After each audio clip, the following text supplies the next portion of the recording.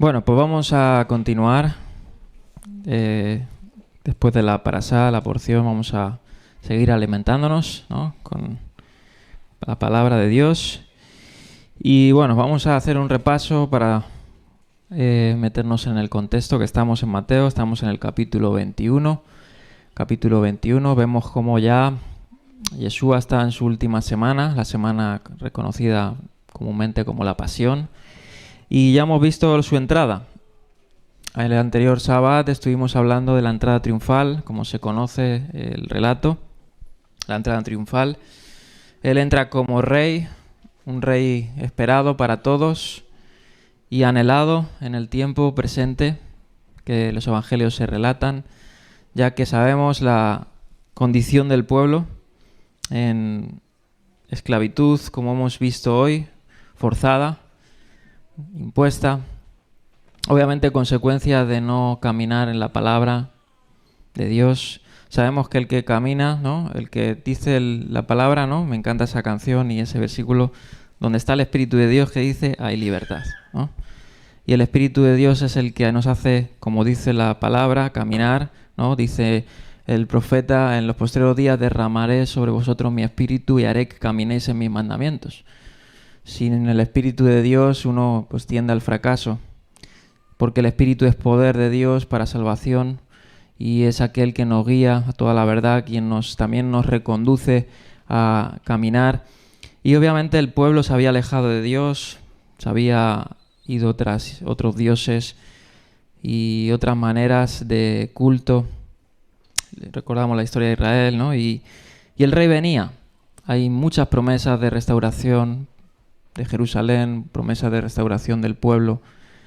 Y el pueblo obviamente necesita ser rescatado. Dios envió profetas, no se arrepintieron y era necesario que Él mismo viniera, como dice la palabra de Dios, y le rescatara, ¿no? Y así es hoy con nosotros. Y vimos su entrada triunfal. Él vino como cordero, sabemos, vino montado en un pollino.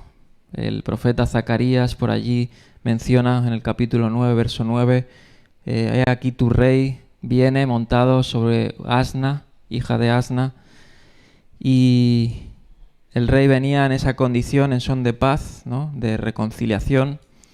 Hay otros escritos del advenimiento también de la restauración de Dios para Israel y las naciones, en el que viene como un rey, como con fuerza, con espada. Pero esta vez vino por primera vez vino como siervo, como hemos visto, hemos estado enseñando, ¿no? Vino como sacerdote, vino a servir y no a ser servido, vino a dar ejemplo, vino a morir, vino a reconciliarnos con Dios, pues ese era el primer, obviamente, pecado de la humanidad, que rompieron esa separación entre Dios y el hombre. Y Él vino a restaurar, ¿no?, todo lo que se había perdido, como dice en la boca misma de Yeshua. Y vimos eso, vimos como, por ejemplo, la gente, había una expectación, era pues la temporada de la Pascua, peregrinos y peregrinos iban a Jerusalén para celebrar esta fiesta, multitudes venían desde Galilea, de toda la dispersión de los judíos, y una comitiva iba detrás de Jesús, de Yeshua, muchos le acompañaban desde Betania después de lo que pasó con Lázaro y todos los milagros que logró. Y había una expectativa fuerte de redención en la Pascua, como dijimos. Se recordaba en boca de muchos judíos el éxodo de Egipto, donde el Señor los liberó en la época de la Pascua. Y eso se tenía en mente grabado. Y gritaban, Hosana, Hosana al Hijo de David. Y Él entró como el Rey de Reyes, pero el Rey de Reyes primero tenía, antes de ser entronizado, morir en el madero. Y bueno, vimos todo eso, esa entrada triunfal. El que no la haya visto, le recomiendo que lo vea anteriormente, antes de este estudio. Y vamos a continuar, porque ahora viene algo pues sorprendente. Y no solo aquí en Mateo, sino también en los evangelios, en Marcos. Porque ahora viene, obviamente, el rey, aunque viene en son de paz, pero vino como profeta. ¿Y qué quiero decir? Él vino para señalar, obviamente, la podredumbre de Israel. Israel estaba en tinieblas, como dice el profeta Isaías, el pueblo que andó en tinieblas, vio gran luz, los que moraban en sombra de muerte, o sea, su condición era muerte. Luz resplandeció sobre ellos. Pero también dice, a los suyos vino y los suyos no le recibieron. Mas a todos los que le recibieron, dice el Evangelio de Juan, les dio potestad de ser hechos hijos de Dios. No según la carne, dice, ¿no? Sino de lo alto. Esa es la condición nuestra. Todos los que hemos reconocido a Yeshua como Rey, como sacerdote, como Mesías, somos hijos de Dios y por tanto simiente de Abraham somos, no según la carne, sino según las promesas que fueron dadas a Abraham. Porque como dice Gálatas, a tu simiente, ¿no? Le dio promesa, ¿no? Pero no a sus simientes en plural, sino a la simiente, es decir, Masías es el heredero de todas las promesas y él cumple con todas las profecías referentes a la restauración y al papel del hombre. Y en él, ¿no? Como dice Pablo, nos movemos, vivimos y somos, ¿no? En él está todo eso. Y gracias a Dios por él, porque si no, el pueblo hubiera perecido en sus pecados, ¿no? Pero ahora, Yeshua, aunque venía en son de paz y con reconciliación, él fue directo al grano. Directo al grano, ¿no? Es bueno ver eso. Y muchas veces eso nos hace ver a nosotros, que muchas veces damos muchos rodeos para decirle a alguien algo, pero Yeshua fue directo al grano. Él fue directamente al núcleo, donde vamos a ver hoy que es purificación del templo. Él fue al núcleo del meollo de la decadencia de Israel. Y es que el templo, ¿no? En su álgida estructura, y ahora hablaremos de todo esto, era una cueva de ladrones. Una cueva de ladrones. O sea, era lo peor de lo peor, ¿no? ¿Dónde se refugiaban los ladrones en la época? En cuevas, ¿no? Ellos se refugiaban en cuevas, los peregrinos iban y los robaban, ¿no? Salían de las cuevas y los robaban. Así era la condición del sacerdocio en el momento en que Yeshua entró a la ciudad y vio pues toda esta corrupción, ¿no?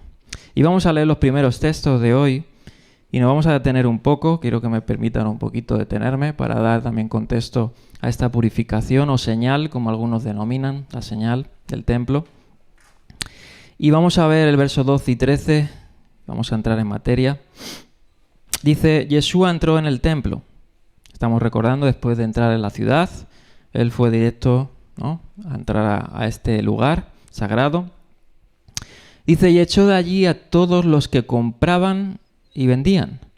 Volcó las mesas de los que cambiaban dinero y los puestos de los que vendían palomas. Escrito está, les dijo, mi casa será llamada casa de oración, pero ustedes la están convirtiendo ¿en qué? En cueva de ladrones. Bien, ahí él cita Jeremías 7:11, Isaías 56:7, veremos eso. Pero antes que nada vamos a ver un poquito una introducción rápida a la situación que vivía en ese momento Israel y en torno al templo, ¿no? Rápidamente, él llegó desde el este, desde el Monte de los Olivos, como vimos, salió desde Betfagé, como estuvimos hablando, y Betania, y llegó por el este, descendiendo por el Monte de los Olivos. Lucas dice que al ver la ciudad, Yeshua lloró, y de ahí entró por la puerta conocida como de San Esteban, que entraba a la ciudad, por la parte norte del área de Jerusalén, y noreste, y ahí vemos cómo pues directamente se va al templo. El templo era un recinto muy amplio, ¿no? En la época de Herodes. Herodes hizo del templo una maravilla, una de las maravillas más grandes, ¿no? De la época. Y los macabeos fueron aquellos que rededicaron el templo, ¿no? Recordamos, hasta el día de hoy se celebra esta fiesta porque el pueblo de Jerusalén, en los tiempos de los griegos, habían perdido lo más sagrado, ¿no? Que era pues el servicio a Dios, ¿no? El acercarse a Dios. Y obviamente también, pues debido al pecado, se levantaron algunos celosos de Dios y sabemos la historia. Lucharon contra el malvado Antíoco Epifanes sobre la paganización del pueblo de Israel, y ahí pues en gran gloria pudieron rededicar el templo, pero todo eso no sirvió mucho, ¿no? Sirvió para que unos años sí gozara Jerusalén de un servicio y sirviera para pues poder independizarse un poco y no sucumbir. Obviamente Dios utiliza pues reyes, quita reyes, como dice Pablo a los romanos, ¿no? Pero no es que los reyes que utilice sean perfectos, ¿no? De hecho, ningún escritor de la Biblia era perfecto.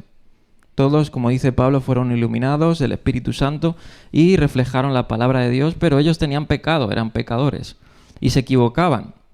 Así también los macabeos se equivocaron, hubo una corrupción también dentro de esta familia sacerdotal y todo eso sucumbió e influyó mucho para que este día que Yeshua entrara dijera palabras de juicio contra Jerusalén, contra el templo, y vamos a ver hoy esto, ¿no?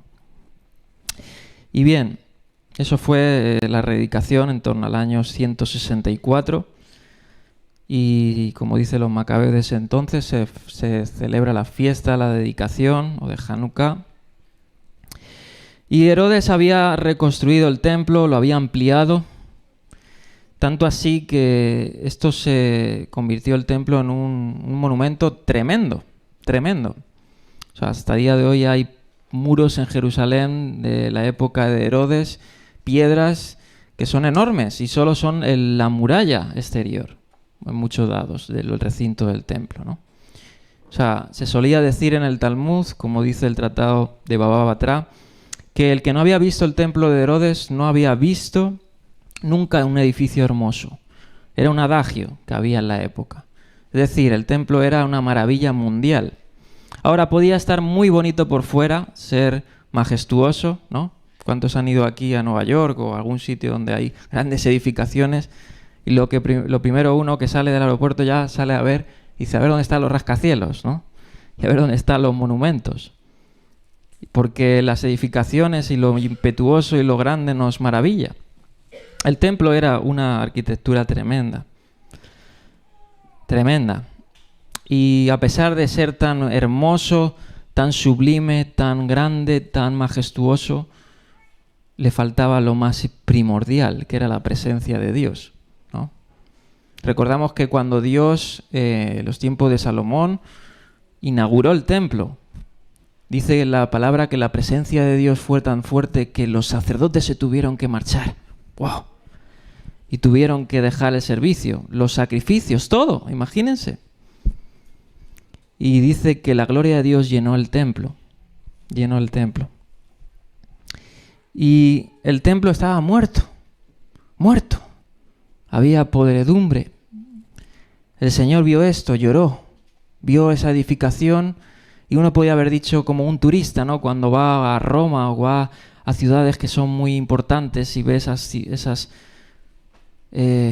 edificaciones y se queda maravillado. El Señor lloró, dice la Escritura, porque veía que el pueblo solo era, o más que el pueblo era consecuencia de cómo estaba llevando, en este caso, las autoridades que Dios había dado la palabra de Dios para que la administraran, cómo los habían prostituido ante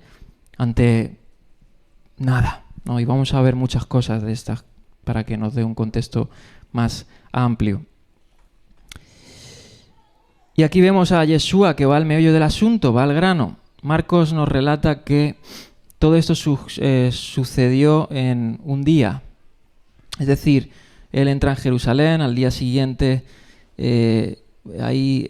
nos relata cómo maldice la higuera, luego va al templo, todo lo conecta en un par de días, ¿no? Y Mateo es como de seguido, ¿no? Como dice aquí, la demora de un día mencionada por Marcos sugiere, sin embargo, que fue menos un estallido espontáneo de ira, ¿no?, que un acto planeado de desafío y demostración pública de la autoridad del Mesías. Y aquí es lo que muchos comentaristas ven, que el Mesías tenía que entrar a su templo, como dice el profeta Malaquías, dice, he aquí vienen días, ¿no?, dice el Señor en que dice toda esta del volver el corazón de los padres a los hijos. Y dice, y el Señor, en Malaquías 4.1, dice, el Señor entrará a su templo, dice la Escritura, ¿no?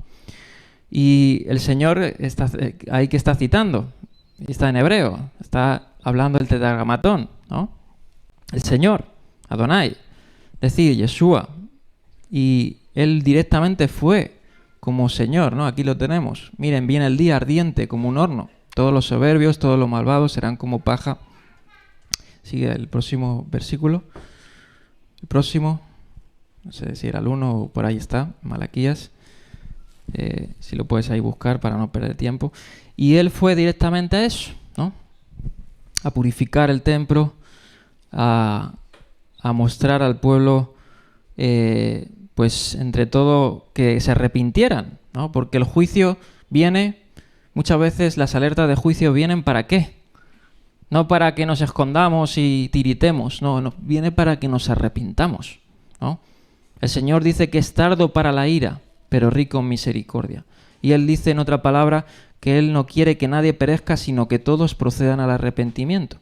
Y el Señor vino a juzgar, primeramente, a las autoridades. Vamos a ver principalmente algunas cosas sobre esto. Ahora, el escenario de esta limpieza, ¿no?, es el patio de los gentiles. Si puedes poner la próxima diapositiva para hacernos algo visual. El patio de los gentiles era este patio que vemos aquí. Este es el recinto del templo. Aquí tenemos la parte sur, la parte este, la parte oeste, la parte norte. Y esto es lo que es ya la edificación del templo. Y todo esto era el área que se conoce del templo en el monte Sión.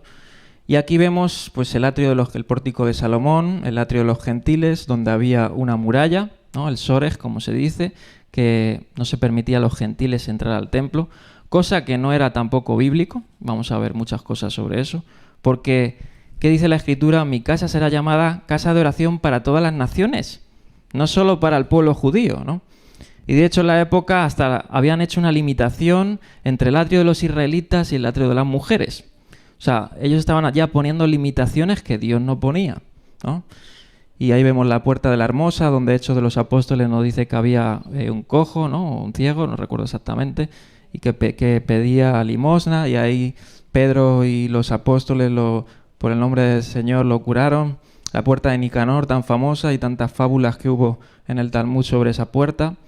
Y toda el área del templo, el lugar santo, el lugar santísimo. Y a esa edificación le faltaba lo más importante.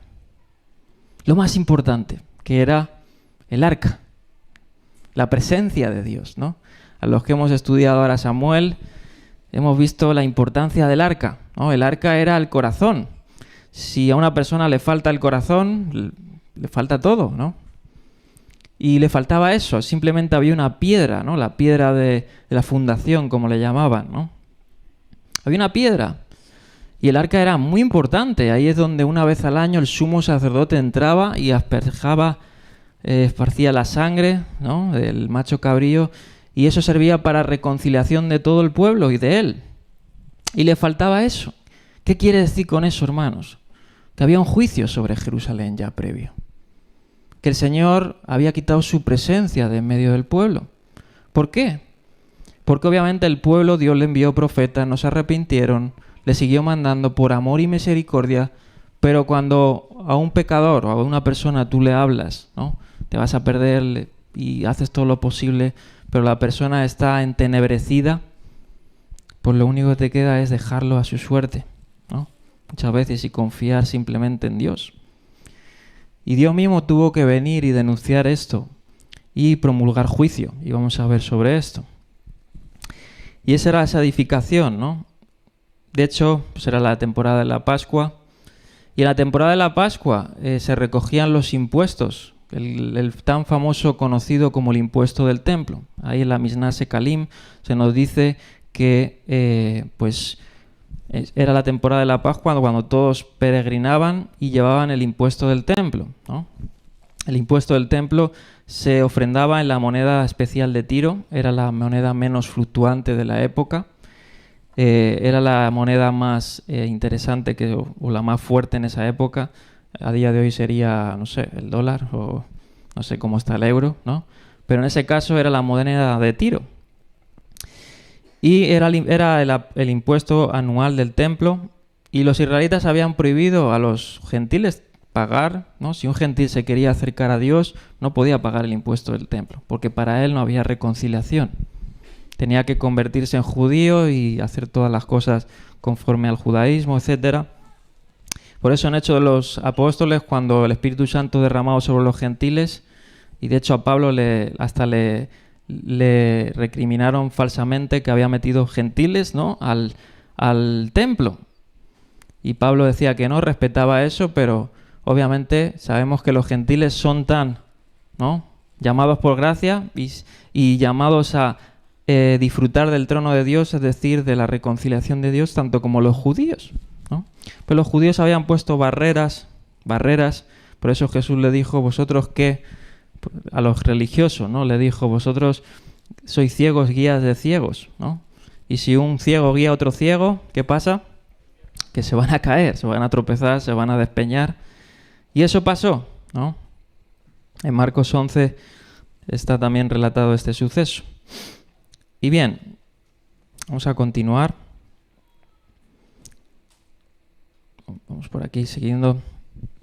Y el área del templo, como hemos dicho, era el área de los gentiles, el atrio de los gentiles, donde ahí se ponían los cambistas. Y esto es muy importante porque uno dice, ¿y qué pintaba esta gente aquí? ¿No? ¿Acaso cuando Dios instituyó el tabernáculo, el templo, mandó esto? Pues obviamente no. Y vamos a ver que los cambistas estuvieran dentro del recinto del templo fue promulgado por los propios sumos sacerdotes. Y eso vamos ahora a citar algunas cosas muy interesantes. Ahora, los cambistas y los comerciantes eran muy necesarios en la época. Como hemos dicho, pues obviamente muchas personas no podían llevar sus animales, sus ovejas, ¿no?, sus corderos a la fiesta y no podían, obviamente, eso implicara un coste muy grande, el alimentar a los animales también, el coste del viaje, el coste del hospedaje, etcétera. Y vemos ahí pues que la gente que hacía, pues llevaba su dinero, ¿no?, y lo cambiaba.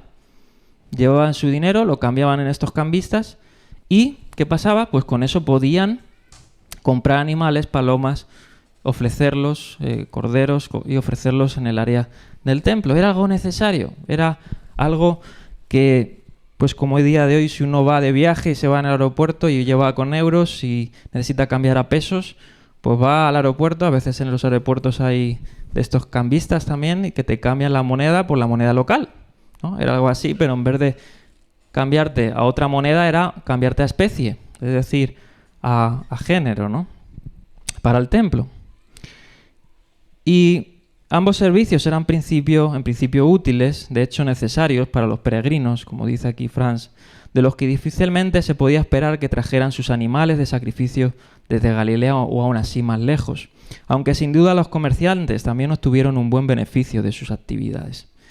Pero la ubicación de los puestos dentro del recinto del templo era más controvertida, y parece probable que los sacerdotes les hubieran dado permiso.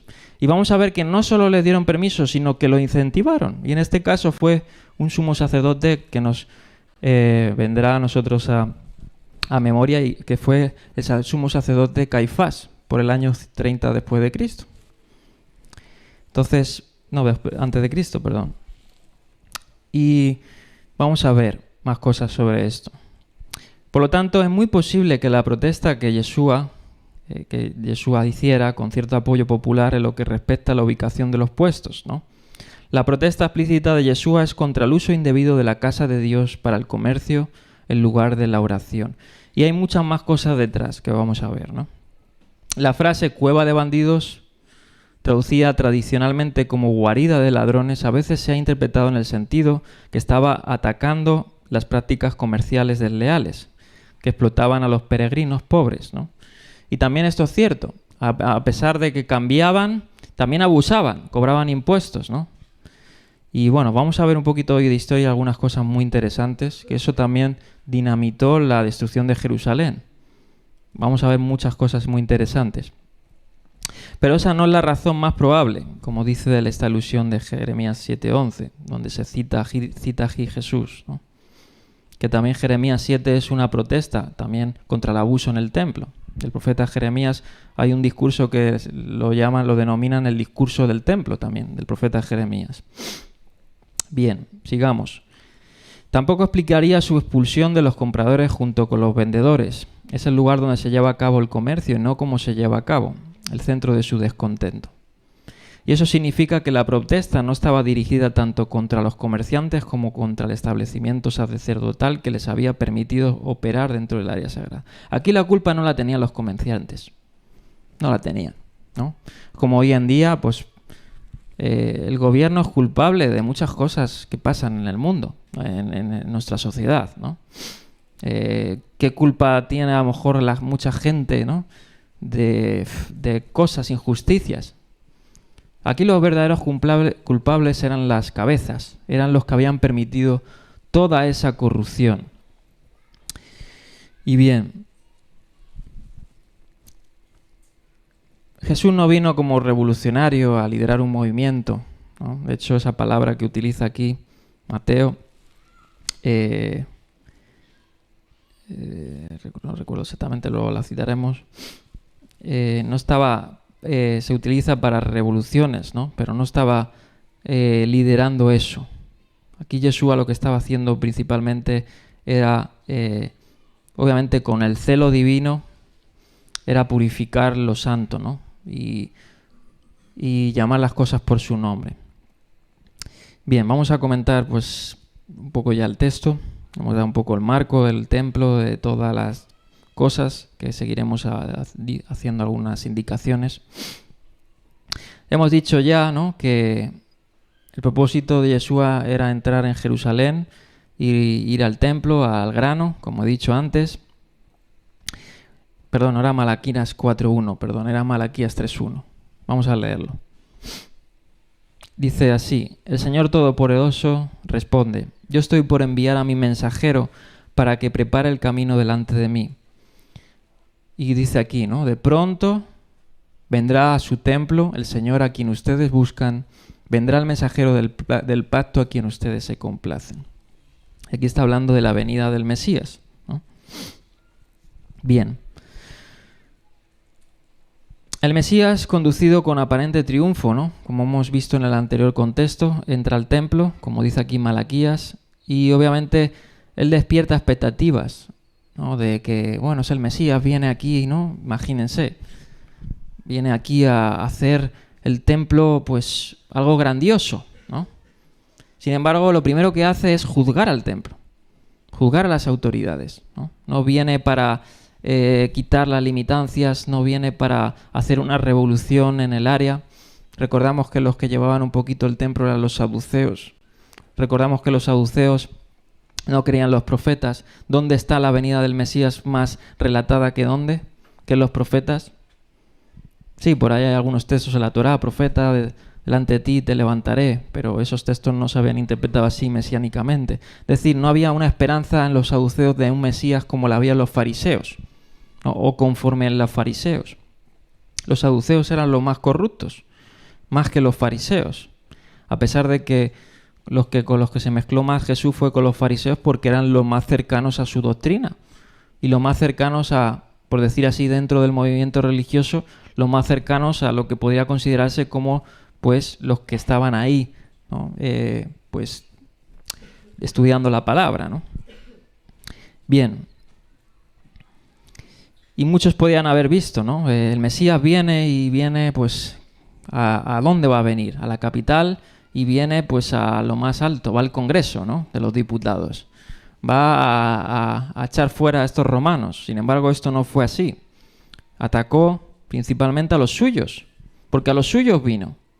A él los romanos les daba, de cierta manera, igual. Al César, ¿no?, lo que es del César. Sí, por los romanos también murió, obviamente, ¿no? Pero él vino a su pueblo primero, como dice la Escritura. Y él comienza, dice, a volcar y a causar estragos en esa área, ¿no? Aquí, pues muchos críticos han dicho, bueno, este suceso es histórico, ¿no? No voy a centrarme en eso. Hay un diccionario muy bueno que se llama Diccionario de Jesús y los Evangelios. Ahí tenéis un compendio muy tremendo, ¿no?, sobre todos los relatos y cosas de los Evangelios. Ahí se da una buena defensa de que el relato es histórico, porque obviamente pues el volcar las mesas, el hacer un revuelo dentro de esa área tan sagrada, estaba hasta muy regulado, hasta con pena de muerte. había una policía del templo, literalmente. Eso lo vimos en Hechos de los Apóstoles, que Roma pudo darle a los judíos de que, bueno, les dijo, yo aquí os voy a dejar un poco de jurisdicción dentro del templo. No total, ¿no? Por eso cuando quisieron matar a Pablo no pudieron, porque ya eran cosas de juicio, las tenían que, y más si era ciudadano romano, pero sí que podían hacer muchas cosas ahí, ¿no? Y él empezó a volcar las mesas y las sillas. Ya he dicho que Juan, el anterior sábado, relata en Juan capítulo 3 una purificación que muchos ven, y yo la veo así, del templo diferente, ¿no? Por el testimonio interno del Evangelio de Juan. Y eso ya lo comentaremos ahora un poco más tarde o el próximo sábado. Pero lo que vemos es que obviamente esto podía haber causado un revuelo muy grande, ¿no? Hay buenas respuestas para pensar que a lo mejor no fue, pues, imagínense, habían miles de peregrinos ahí, ¿no? Ya no fue una magnitud tan grande como, imagínense, la multitud de cambistas que debía haber para tantos peregrinos, ¿no? Y todo el pórtico de Salomón era muy grande, rodeaba casi la mitad del templo. Entonces posiblemente fue un acto simbólico y parabólico en el sentido de parábola, para hacer ver a sus discípulos y para hacer ver también a los que hoy en día nosotros estamos leyendo los evangelios de que pues todo lo que ocurrió después era ya una profecía y él era el profeta mesiánico y la autoridad que tenía incluso sobre el templo. ¿Qué dijo en sus palabras? Dice, aquí hay uno mayor que el templo, ¿no? Y si hay uno aquí mayor que el templo, él tiene autoridad ¿sobre qué? Sobre el templo, porque él es Dios. Y como hemos leído en Malaquías 3.1, el Señor vendrá ¿qué? A su templo. Es su templo y no el de estas cuevas de ladrones y bandidos. Entonces él puede hacer lo que quiera con su templo. Y si su templo no está siendo luz a las naciones como debía de ser, el Señor va a remover todo eso. Y vamos a ver muchas cosas sobre ese tema, ¿no? Bien.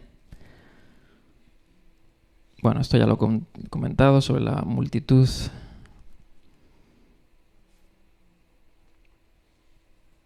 Sí, ahí lo puedes poner para que lo tengan ahí, lo puedan leer luego. Básicamente las diapositivas lo hago para eso, para que lo puedan leer. No es que las vaya leyendo yo. Bien. Y esto es lo que he dicho, habían tantas limitaciones en el templo y en la época estaba tan corrompido. Quisiera leer aquí un extracto del comentario del contexto cultural de Kinner, el Nuevo Testamento. Dice, el templo del Antiguo Testamento no restringía oficialmente el acceso de mujeres o no judíos. Pero al extender las leyes judías sobre la pureza, los arquitectos del templo de Herodes habían excluido a las mujeres del atrio de Israel, colocándolas en un nivel inferior, y a los no judíos aún fuera del atrio de las mujeres. Los no judíos que entraran a la parte judía del templo lo hacían bajo pena de muerte. No obstante, en las festividades muy concurridas, la multitud bulliciosa que rodeaban las mesas de los comerciantes sin duda ocupaban una parte importante del amplio espacio en el atrio de los gentiles. O sea, estamos hablando de una multitud para tantos peregrinos. Aquí Yeshua cita también, hemos dicho, de Jeremías y Isaías 56:7, que señala que el templo es para los gentiles también. Vamos a leer esa cita, Isaías 56:7. También hay que entender por qué pusieron esas limitancias. Obviamente un gentil no puede entrar al templo impuro, ¿no? Hay normas de pureza y un gentil no puede entrar de cualquier manera. Ahora, habían impedido tanto eso que habían dicho, ningún gentil, ¿no? De hecho, había dichos en el Talmud que si uno venía de otra área, el aire de otra área impurificaba la ciudad santa, ¿no?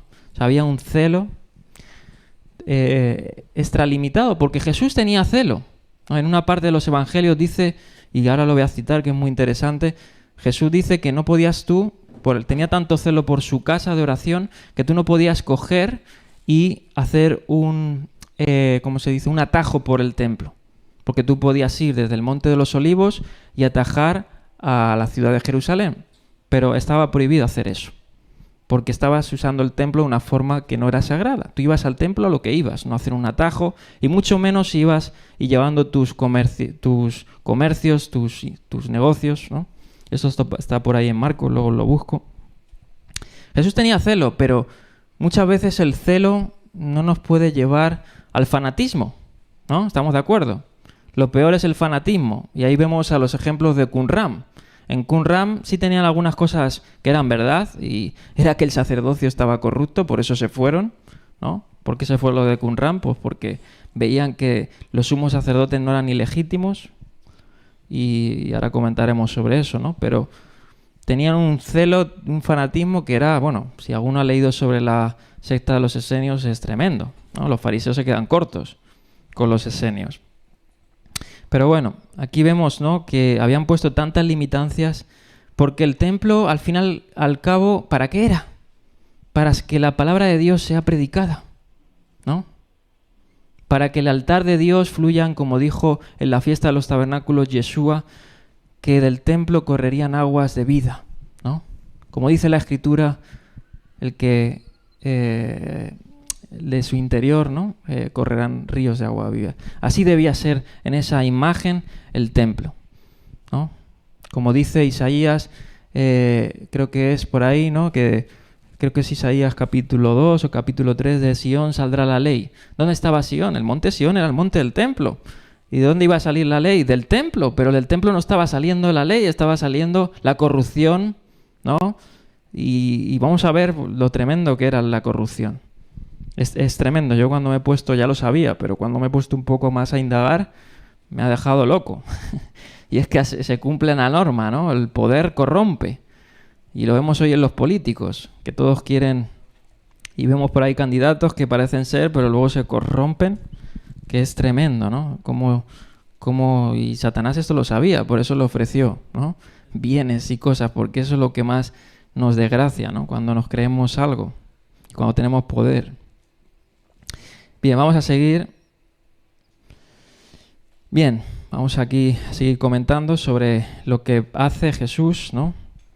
Que hemos dicho en el versículo 13 que él comenzó a denunciar, ¿no?, el abuso. Mi casa será llamada casa de oración para todas las naciones, pero ustedes, y aquí obviamente no estaba refiriendo a los comerciantes, ¿no?, sino en ese caso al pueblo judío en general, a las autoridades, la están convirtiendo en cueva de ladrones. De hecho, es que aquí en Mateo no se relata, pero en Marcos sí. Alrededor de Jesús habían fariseos y habían saduceos, habían sacerdotes, algunos, ¿no?, quizás de clase baja. Y vamos a ver que en Marcos se ve como ya después de esta denuncia del templo le quieren matar. De hecho, los académicos mucho dicen eso, que lo que dinamitó su crucifixión fue que estaba también hablando en contra del templo. Y eso es algo que los saduceos, los sacerdotes, no lo podían tolerar, ¿no? No lo podían tolerar. Bien, vamos a seguir. Y la razón de este comportamiento para algunos es extraña, ¿no?, pero realmente es bíblica, ¿no? Porque uno puede decir, ¿y qué culpa tienen estos comerciantes, ¿no? Y Yeshua no dijo en el Sermón del Monte, el que te dé una bofetada, ponle la otra, ¿no? Y este Yeshua con un celo estaba volcando las mesas y echando a los cambistas, ¿no?, echando a toda esa gente. Sin embargo, él vino para cumplir una profecía, como hemos dicho, Zacarías 14, 21 también, donde vamos a leer ese texto, que es un texto escatológico. Dice, toda olla de Jerusalén y de Judá será consagrada al Señor, es decir, hasta lo más mínimo. ¿Por qué? Porque todo está corrupto. Si todo está corrupto, lo principal, lo más mínimo también, pero el Señor iba a restaurar la casa desde lo más grande hasta lo más pequeño. Y dice, toda olla de Jerusalén y de Judá será consagrada al Señor Todopoderoso, y todo el que vaya a sacrificar tomará algunas de esas ollas y cocinarán en ellas. En aquel día, que dice, no habrá más mercaderes en el templo del Señor Todopoderoso. Fíjate, ya el profeta Zacarías está haciendo ver la corrupción del sacerdocio, ¿no?, cómo se había corrompido todo, el mobiliario, el sacerdocio, la casa. Y escrito está, dice aquí Yeshua. Vamos a leer 56.7, que ya lo he mencionado antes, Isaías 56.7. Él sigue además textualmente la Septuaginta. Aquí podemos ver, algunos dicen que la Biblia que los apóstoles leyeron fue la Septuaginta. Sí, podemos decir que un 80% de citas del Antiguo Testamento que aparecen en el Nuevo son de la Septuaginta, ¿no? No todas. Algunas son hasta versiones que no nos han llegado, ¿no? Como en Mateo se utiliza mucho, pero sí que algunos se sigue el texto masorético, pero aquí textualmente se sigue la Septuaginta. Dice: los llevaré a mi monte santo, los llenaré de alegría en mi casa de oración, que ofrezcan sobre mi altar, porque mi casa será llamada, ¿qué dice? Casa de oración para todos los pueblos. Y aquí está hablando ¿de qué? De que todas las naciones van a venir, ¿dónde? A Él, al Señor.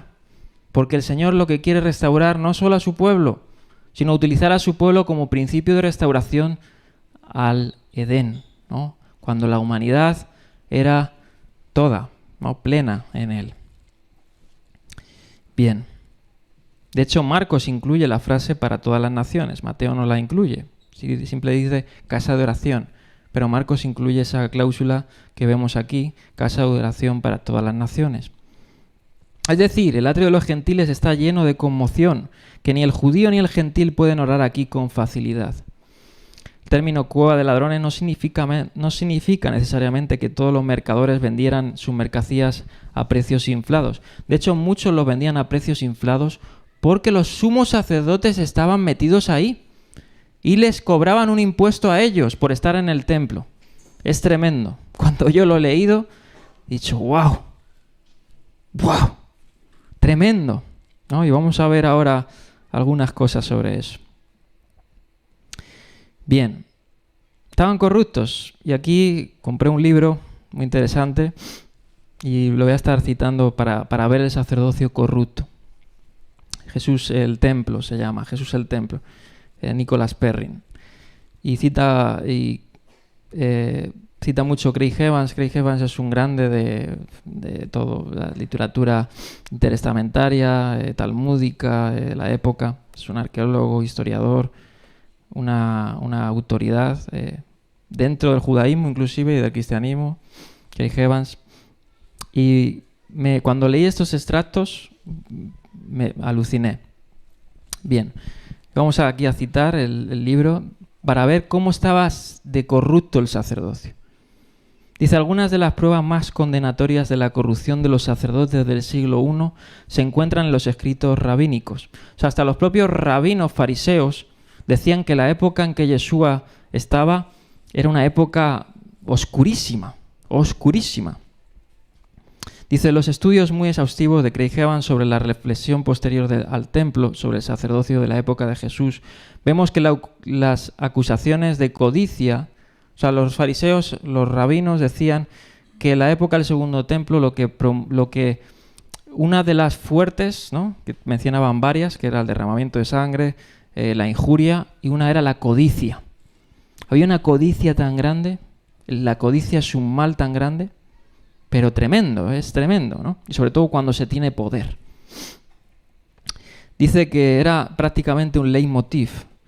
Dice, en los Pesajim, por ejemplo, se dice que el templo fue profanado, o sea, en el tratado de Pesajim, del Talmud, se dice en el Talmud que el templo fue profanado por los hijos de Elí, metafóricamente, ¿no? Recordamos los hijos de Elí en Samuel, ¿no? Que habían profanado y habían tenido el templo como un prostíbulo.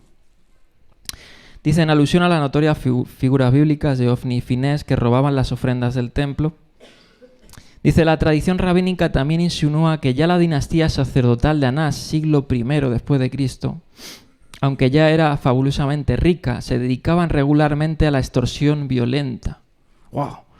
Dice, dejando a los sacerdotes de menor rango en un estadio de inanación.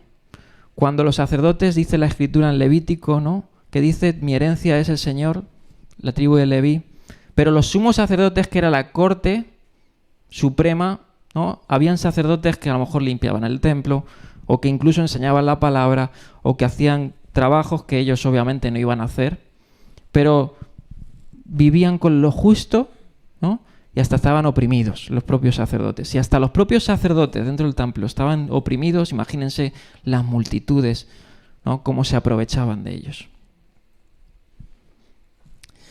Dice, aunque en tales informes pueden parecer increíbles a primera vista, ya que están confirmados también por Flavio Josefo, no solo por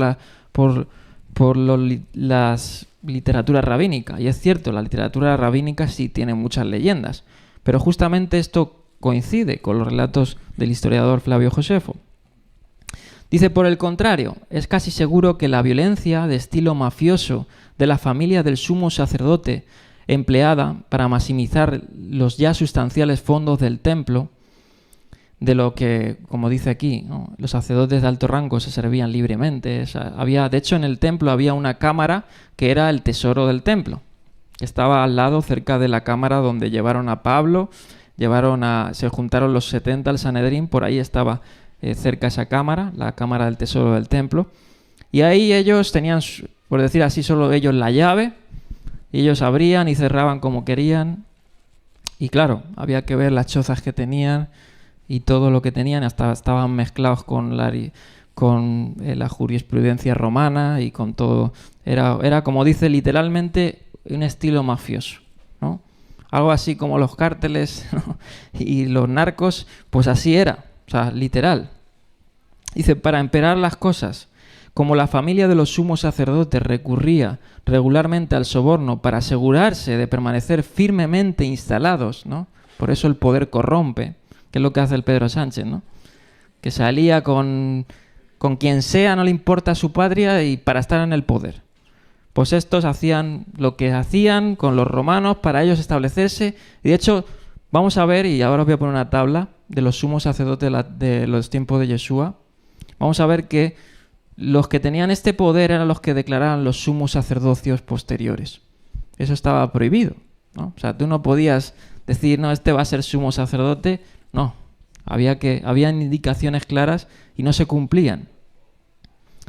Bien, eso también lo nombra en la Antigüedad de los Judíos 29:4, Flavio Josefo, que eran inexpugnables. Es decir, que nadie podía decir estos tacos. La gente lo sabía. Vamos a ver que la gente lo sabía. La gente sabía que hasta los propios sacerdotes eran corruptos. Dice, esta también habría sido el tipo de práctica que eventualmente sería expuesta, dejando a muchos en Jerusalén sacudiendo la cabeza con disgusto. Es casi seguro que la percepción generalizada de la insaciable codicia de los sumos sacerdotes, junto con la experiencia de privación económica de las clases bajas, llevó a los rebeldes. Yo cuando me puse a leer sobre esto, ¿no?, que ya había leído, pero vamos a ver, dice, llevó a los rebeldes de la primera guerra judía a vengarse de una manera tan simbólica que ¿qué hicieron los primeros rebeldes? Se dice por ahí que había un lugar que era la administración pública en Jerusalén, y ahí se tenía el registro de ¿qué? De las deudas, ¿no? Por ejemplo, si tú habéis visto Chosen, ¿no? Mateo era un recaudador de impuestos, y yo no la he visto mucho, pero vi algunos extractos. Creo que era Pedro, tenía una deuda muy fuerte, ¿no?, que va ahí, y no sé qué pasó, como que para perdonar la deuda, no sé qué, ahí negociaban, ¿no? Pues había una cámara en Jerusalén que era el registro de las deudas. Cogieron los que se rebelaron en Jerusalén, los propios judíos, no eran romanos, se rebelaron contra este sacerdocio corrupto, contra la ciudad, y quemaron esa cámara de deudas. Es decir, ya no había registros de que ellos tenían deudas. Y claro, esas deudas, ¿a quién alimentaban? A toda esta aristocracia rebelde, ladrones, ¿no? Y la revuelta fue tan fuerte que hasta mataron al sumo sacerdote Anás. Pues vamos a ver, eso no sé si alguno lo sabía, pero ahí algún sumo sacerdote hasta murió. Dice, no es de extrañar que el judaísmo posterior al templo recordara la codicia del sacerdocio del siglo I como la raíz de la profanación del templo y la causa precipitante de su destrucción. Y eso lo dicen, ¿no?, en el Talmud, en Mená, no sé exactamente cuál era ese tratado, pero dice, en cuanto al primer edificio de Jerusalén, cito, ¿por qué fue destruido? Se hacían esta pregunta. Por la idolatría, libertinaje, derramamiento de sangre que había en él. Pero en cuanto al último edificio, sabemos que se dedicaban a la Torá y eran meticulosos con los diezmos. ¿Por qué se exiliaron? Porque amaban, dice, al dinero y se odiaban unos a otros. Amaban el dinero y se odiaban unos a otros. Bien, aquí tenemos una lista de los sumos sacerdotes desde la época herodiana, pero aquí lo que tenemos es las principales casas, aristocracias, que eran saduceos, ¿no?, que proporcionaban los propios sumos sacerdotes de la época herodiana. En cabeza vemos a Anás, a Boetus y a Fiabe, Y aquí vemos las fechas, ¿no? Y todos ellos tenían el poder para quitar y poner, ¿no? O sea, había una corrupción tremenda. Bien. Y el templo no era para eso. El templo era casa de oración, era lugar santo para Dios. De hecho, no sé si recordamos ese texto, ¿no? ¿Qué casa edificaré para ti? ¿No? ¿Quién fue quien dijo eso? Fue Isaías y el rey David, ¿no? También dijo eso. ¿Qué lugar te prepararé?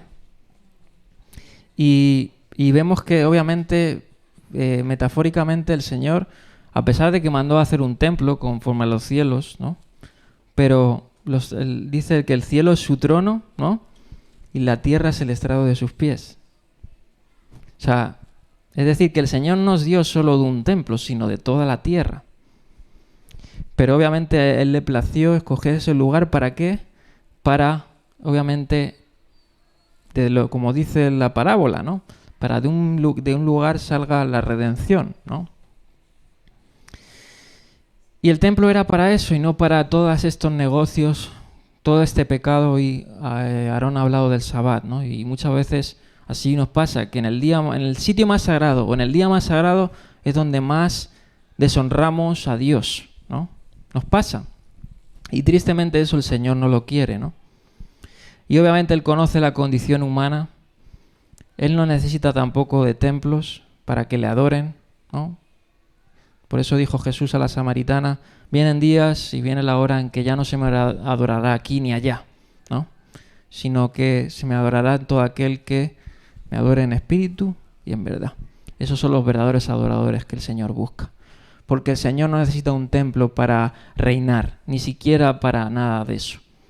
De hecho, Él es el templo por excelencia.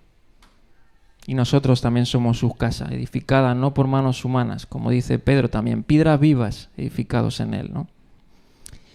Pero el Señor obviamente hizo esto, ¿para qué? Para hacernos ver que de ese lugar tenía que ser el principio, ¿no? Y salir la redención. Sin embargo, no lo fue así. Y el Señor aprobó eso, ¿no? Como hemos dicho en Primero de Reyes, la dedicación del templo, Salomón oró esto al Señor. Dice: oh Señor Dios, Primera de Reyes 8, 28 al 30. Dios mío, oye mi clamor y la oración que tu siervo hace hoy delante de ti. Que estén tus ojos abiertos de noche y de día sobre esta casa, sobre este lugar del cual has dicho, mi nombre estará allí. O sea, el Señor mismo dijo, allí pondré mi nombre, ¿no? Cuando el tabernáculo dijo, hacer estos sacrificios hasta que yo escoja el lugar donde esté allí mi nombre. Y Él escogió ese lugar para estar allí su nombre. Pero su nombre fue removido de ese lugar, obviamente, porque no se estaba honrando el nombre de Dios, ¿no? Dice: y que oigas la oración que tu siervo haga en este lugar. Oye pues la oración de tu siervo y de tu pueblo Israel. Cuando oren en este lugar, también tú lo oirás en el lugar de tu morada. En los cielos escucha y perdona.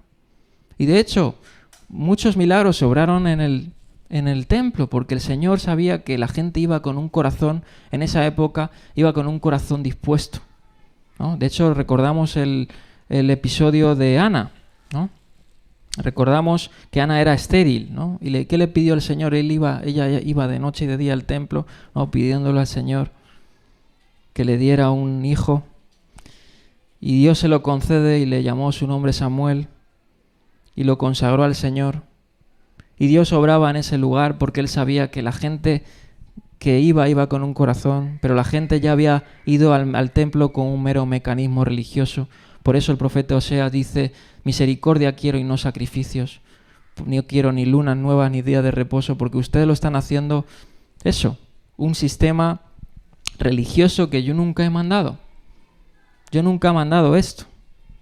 Yo he mandado obviamente que se me tema, que se guarde el Sabbat, que se guarde las fiestas, pero con un corazón sincero, no como un medio para darme prosperidad o darme lo que quieras, ¿no? El Señor dio para que obviamente nos deleitamos en Él haciendo lo que Él ha dicho, ¿no? Y seamos fieles a Él, porque obviamente todo tiene un porqué.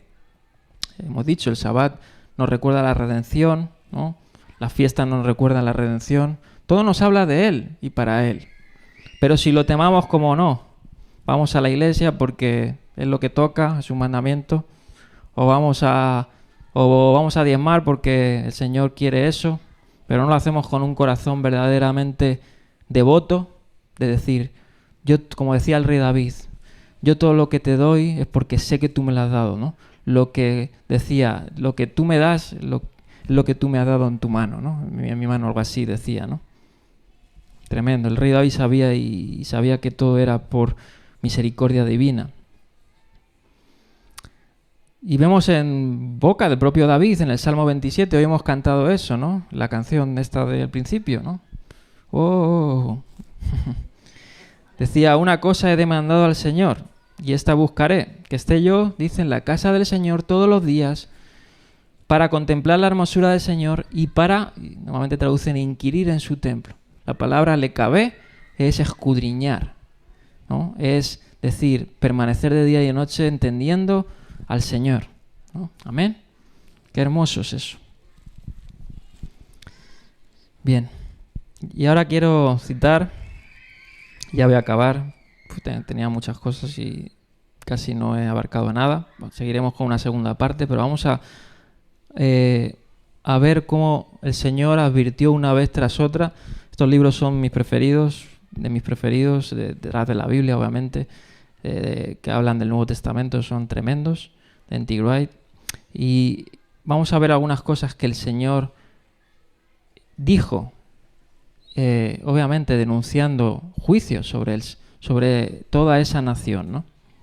Porque obviamente sabemos que el que no se arrepienta, lo único que le queda es pues la perdición, ¿no? Y eso nos incluye a nosotros. El Señor ha extendido su gracia sobre nosotros, pero si nosotros somos rebeldes, y pone el ejemplo de Hebreos, lo ha mandado hoy Enrique, ¿no? Procuremos entrar en su reposo, y pone el ejemplo de cuando se rebelaron en el desierto en Meribá, porque eso nos puede pasar, que nos podemos quedar en medio, a puertas, ¿no? Y vamos a ver este extracto, ¿no?, de las advertencias sobre el juicio de Jerusalén y el templo. Porque esto va conectado a lo que vamos a ver estos días. Vamos a ver la maldición de la higuera, vamos a ver la purificación del templo, vamos a ver cómo la autoridad es puesta en duda de Yeshua en el templo por los saduceos y fariseos. ¿Quién es el Señor del templo? Bien, y aquí vamos a citar y vamos a comentar algunas cosas para terminar.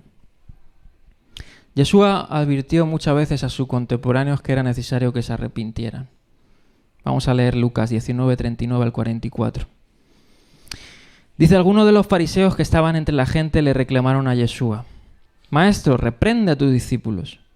Pero él les respondió: les aseguro que si ellos callan, y él lo dijo ahí, en ese lugar, gritarán las piedras. Dice, cuando se acercaba a Jerusalén, Jesús vio la ciudad, lloró por ella y dijo: ¿cómo quisiera que hoy supieran el que te puede traer la paz? Es decir, si Yeshua está diciendo que Él es el príncipe de paz y puede traer la paz, si no la aceptan, ¿qué pasa? Que no va a haber paz. Pero eso ahora está oculto a tus ojos. Es decir, les estaba hablando esto sobre Jerusalén. Te sobrevendrán días, dicen, que tus enemigos levantarán un muro, y literalmente esto pasó 40 años después. Dice, te sobrevendrán días en que tus enemigos levantarán un muro y te rodearán y te encerrarán por todos lados. Y eso pasó. El general Tito, dice Flavio Josefo, en Guerra de los Judíos, que él sitió la ciudad de Jerusalén y nadie podía entrar ni salir. Te derribarán a ti y a tus hijos dentro de tus murallas, no dejarán ni una piedra sobre otra, porque no reconociste, dice, el tiempo, dice aquí la NBI, que Dios vino a salvarte. ¡Wow! En otras versiones dice el tiempo literalmente de tu visitación. ¡Wow! ¡Wow! No reconociste el día más importante. El día más importante de la historia de la humanidad y de tu historia, no lo reconociste. Ahora, muchos lo reconocieron, ¿no? Como dice, algunos que reconocieron, pero las autoridades no lo reconocieron. Y esta fue una de las denuncias que el Señor hizo. Sin embargo, esta no era en absoluto la primera vez que Jerusalén y el templo ocupaban un lugar destacado en la historia del juicio que Jesús contaba con frecuencia. Él habló muchas veces sobre ello. Consideremos estos pasajes. Por ejemplo, y esto aquí podemos ver, son parábolas, pero que también puede ser una alusión a lo que es la ciudad y al propio templo. La parábola, el que está edificada sobre la roca. Uno de los nombres del templo era la roca, ¿no? La roca fundacional. En Lucas 6, 46 al 49 está esa parábola. Mateo 7 también, en el Sermón del Monte, donde alaban al que está edificado sobre la roca. Y el interesante es el verso 49. Pero el que oye mis palabras... Perdón. Sí, el 49. El que oye mis palabras y no las pone en práctica se parece a un hombre que construyó una casa sobre tierra y sin cimientos. Tan pronto como la azotó el torrente, la casa se derrumbó y el desastre fue terrible.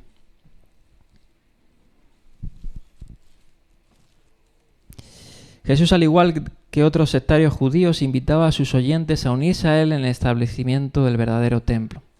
¿No? Y eso pasó hasta en la época. Los de Qumran se fueron del templo porque decían que estaban corruptos y ellos seguían oficiando en su lugar, ¿no? Eran sacerdotes. El templo de Jerusalén estaba bajo juicio, un juicio que caería en poco tiempo. Los demonios, como vimos, volverían y el último estado de la casa sería peor que el primero. Eso está en Mateo 12, 43 al 45 y en Lucas 11. La caída de la mampostería, como cuando cayó la torre de Siloé, sería el destino de todos los impenitentes. La casa quedó abandonada, desolada y desprotegida contra el ataque enemigo. Mateo 23, 38. Eso lo dijo, de hecho, de esa época en el área del templo. En ese contexto, en que la dramática acción de Jesús en el templo cobra todo su sentido, era una parábola actuada de juicio, de destrucción. La casa se había convertido en una guarida, como dice, de bandidos. Lestai. Y Jesús, como Jeremías, a quien citó, estaba declarando el juicio divino sobre ella, ¿no? Jeremías 7:11, que es el texto que hemos leído, donde Jeremías también denuncia en el templo su malfunción y su corrupción. Sigue diciendo, ¿no? Porque esto está conectado con la parábola de la higuera, que veremos dentro de 2 sábados, el próximo sábado. La higuera funciona como una ayuda visual de lo que realmente se pretendía. Marcos ha hecho que esto resulte dividiendo la narración de la higuera en dos. Es decir, él colocó la purificación del templo, la maldición de la higuera y la purificación del templo en el medio. Pero no hay razón para suponer que esto haga más que explicitar lo que estaba latente en la tradición e implícito en la acción misma de Jesús. El vínculo se refuerza con el dicho de echar la montaña al mar, que veremos en la higuera.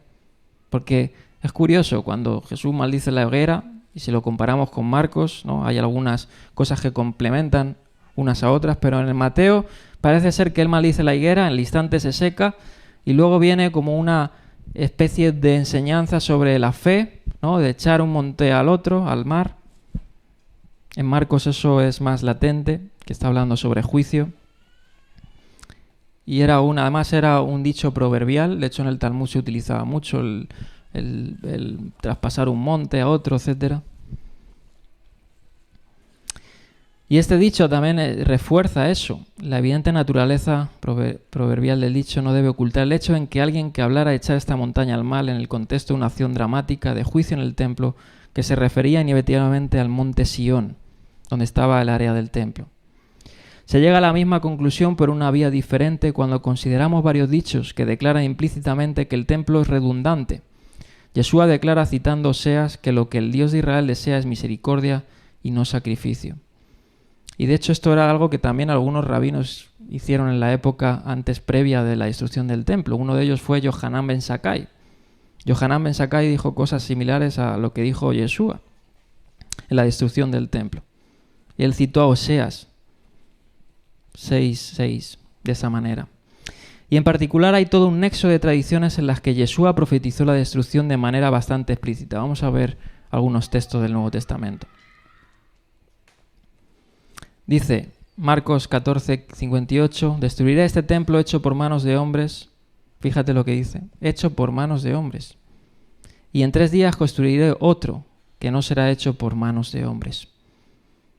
Lo que pasaban por allí, eso está en Marcos 15, 29 al 30, los que pasaban por allí se burlaban de él, meneando la cabeza y diciendo: «Ah, tú que destruirás el templo y lo construirás en 3 días, sálvate de ti mismo y baja de la cruz». Si complementamos ese texto con Juan, capítulo 2, 19, a esos Jesús les responde: «Destruid este templo y en 3 días lo levantaré». Y en el discurso de Esteban, en la muerte de Esteban, donde le decían y le inculpaban a Esteban: «Hemos oído a Esteban decir que Jesús de Nazaret destruiría este lugar», ¿no? Es decir, que él era como un compinche también, porque era seguidor de este agitador, pero el templo seguía de pie. Y ahí vemos algunos indicios de juicios sobre Jerusalén y el templo. Y son de la boca de ¿quién? Del propio Yeshua, ¿no? Como vemos, esta notable afirmación concuerda completamente con el tema que emerge constantemente en el centro de la historia de Yeshua. Él estaba reclamando autoridad profética y mesiánica, eso quiero que se grabe, para pronunciar un juicio sobre el templo. Es decir, que él era el Señor que venía a su templo y venía a purificarlo. Y si venía a purificarlo, tanto así que se destruyó, ¿no? Lo purificó del todo, porque levantó un templo verdaderamente puro, que es el mismo, ¿no? Amén. El templo que no se puede corromper, que no se puede corroer, que no se puede destruir, porque como ha dicho, ¿no? Destruid este templo, pero que dice: a 3 días los levantaré. Porque el templo de Jerusalén fue roto y hasta el día de hoy literalmente está destruido. Fue por esto que finalmente fue acusado ante las autoridades. Con estas palabras nos encontramos irónicamente en la roca, me gusta como dice ahí, en la roca de la historia. Ninguno de los dichos que hemos enumerado en este breve resumen necesita ser atribuido en su esencia a nadie más que a él, que a Yeshua, ¿no? Algunos dicen fue un editor posterior, ¿no? Algún evangelio, editor posterior, que luego vieron la destrucción del templo y lo pusieron. Nada de eso. Eso fue el propio Yeshua con una autoridad profética y mesiánica. Ninguno de los dichos, ya lo he leído, son típicamente oráculos proféticos que emiten en nombre de Dios de Israel advertencias a su pueblo rebelde. Y el juicio que estaba por venir fue concebido en términos bíblicos clásicos. Y esto es lo interesante. ¿Qué quiere decir con términos bíblicos clásicos? De que se vuelva a repetir la misma historia que Deuteronomio anticipó ya en el monte de las maldiciones y las bendiciones. ¿Cuál fue una de las maldiciones de no permanecer en el pacto? Lo mismo que Yeshua profetizó en ese oráculo. Invasión, destrucción por ejércitos extranjeros, que es a los que les permite hacer lo que están haciendo, porque el Señor, habiendo advertido a su pueblo más allá de la paciencia y de la esperanza, los ha abandonado deliberadamente a su suerte. Primero a Siria, luego a Babilonia, y luego, que eso simplemente eran instrumentos de la ira del Señor, ahora le tocaría el turno a Roma. Y ya para acabar quisiera citar a Henry Milman, un historiador, pero el propio Josefo lo dice en sus escritos, de cómo esto se cumplió en el año 70 o en torno al año 70. Fíjate lo que pasó. Y estos son algunos esbozos. Y cito: aparecieron por allá en esa época, antes de la destrucción del templo, por el año 64, se dice que los cristianos subieron a Pela de Decápolis porque en el discurso del Monte de los Olivos en contra del juicio de Jerusalén, ellos habían recordado esas palabras y huyeron por todo lo que iba a pasar y porque el Espíritu les impulsó a eso, ¿no? Cuidad que vuestra huida no fuera en día de reposo, ¿no? En luna nueva, le dijo el Señor. Pero mira lo que dice aquí, citando a este historiador y citando también a Josefo, que lo menciona en sus escritos previo a la destrucción del templo. Dice: aparecieron muchas señales y maravillas como síntomas precursores del desastre de la condenación de ese lugar. Fíjate. Dice que uno de ellos fue que a la medianoche una luz extraña brillaba sobre el templo y sobre el altar, ¿no? En las nubes, a la puesta del sol, se veían como carros y hombres de guerra que se reunían para la batalla, ¿no? Por ahí los celotes, ¿no?, que también precipitaron la destrucción del templo, lo interpretaron al revés, ¿no?, diciendo: el Señor no manda la guerra. ¿No? Eso Isaac Bonilla habla de eso muy exhaustivamente, un maestro. Pero ellos lo interpretaron así, ¿no? El Señor nos está llamando como los macabeos, que luchemos contra Roma en este último bastión. Sin embargo, era juicio para ellos. Los sacerdotes que ministraban de noche en el santuario, dice que eran aterrorizados de repente por ruidos misteriosos, temblores de tierra, voces que gritaban salgamos de aquí y no sabían de dónde venían. La gran puerta del oriente, que por su enorme peso era una de las más grandes, que era la que llevaba a la ciudad de David, no en el norte sino en el oeste, en el oriente. Dice la gran puerta del oriente que por su enorme peso era difícil de cerrar entre 20 hombres y que estaba asegurada con formidables barras de hierro afirmadas en el duro pavimento de piedras de gran tamaño, se abrió, dice, a la media de la noche de manera misteriosa, haciendo ver que salieran de ese lugar porque estaba previo a la destrucción. Y lo que también menciona Josefo, que aquí lo cito también de él, dice, durante 7 años un hombre recorrió continuamente, durante 7 años previos al año 70, un hombre recorrió continuamente las calles de Jerusalén anunciando las calamidades que iban a caer sobre la ciudad. De día y de noche esta persona entonaba el siguiente grito: voz del oriente, voz del occidente, voz de los 4 vientos, voz contra Jerusalén y contra el templo, voz contra el esposo y la esposa, voz contra todo el pueblo, voz contra la casa santa. ¡Wow! Se cumplió lo dicho por el Señor, ¿no? Que no quedaría piedra sobre piedra, porque el templo era una cueva de ladrones y Él había venido a levantar el verdadero templo, no hecho con manos humanas. Amén.